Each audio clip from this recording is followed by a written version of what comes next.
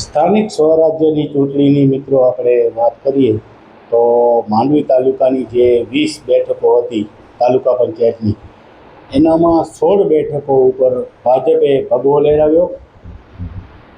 એની વાત કરીએ તો એ જે ચૂંટણીમાં જે મુખ્ય રોલ જે ભજવ્યો હોય, 16 જે ભાજપના જે ઉમેદવારો તાલુકા પંચાયતમાં જે આગળ આવ્યા હોય અને એમાં જે રાત દિવસ દોડ્યા હોય એવા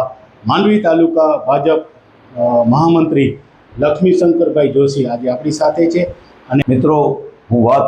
માંડવી તાલુકાની કરીશ તો સર્વપ્રથમ આજે જે ભારતીય જનતા પાર્ટીને સ્થાનિક સ્વરાજ્યમાં સફળતા મળી છે, એ પ્રજાજનોનો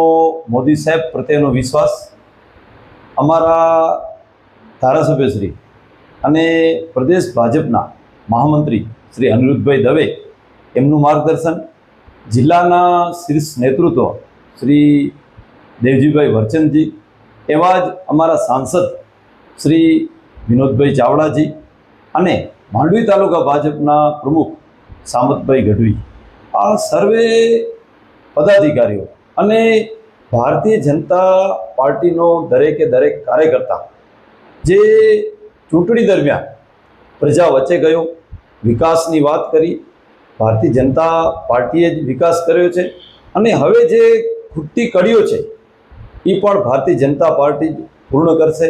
આ વાતનો વિશ્વાસ રાખીને, આ વાતમાં વિશ્વાસ રાખીને જે માંડવી તાલુકાની જે પ્રજાએ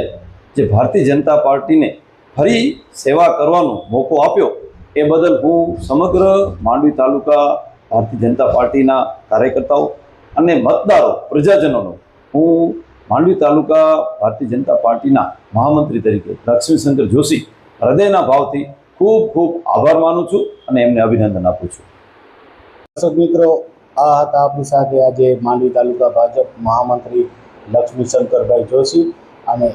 એમનું કહેવું છે કે જ્યારે દેશમાં ભાજપનું શાસન આવ્યું અને ખાસ આપણા ગુજરાતમાં જ્યારે મોદી સાહેબનું શાસન આવ્યું ત્યારથી આપણો ગ્રામીણ ક્ષેત્રનો સારો એવો વિકાસ થયો છે. પરેશ જોશી, કચ્છ ભૂમિ ન્યૂઝ, માંડવી, કચ્છ.